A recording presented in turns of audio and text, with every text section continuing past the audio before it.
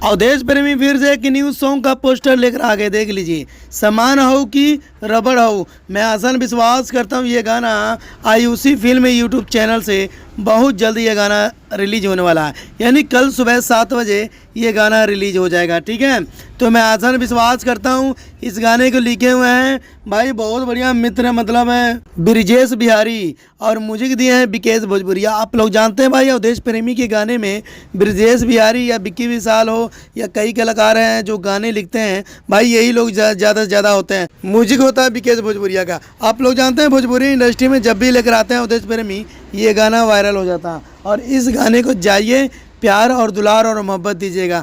मैं आसान विश्वास करता हूँ ये भी गाना हरकष्टा सॉन्ग में बजने वाला है। आप लोग जानते हैं अवधेश प्रेमी के चाहने वाले हज़ारों नहीं करोड़ों हैं भाई।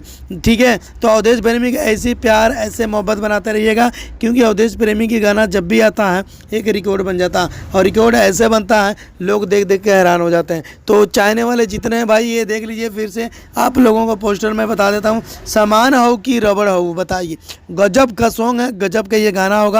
तो मैं आसान विश्वास करता हूँ कल सुबह ये गाना रिलीज होने वाला है। ठीक है, आयुषी एंटरटेनमेंट यूट्यूब चैनल से। तो भाई कुर्सी का पेटी बांध लीजिएगा।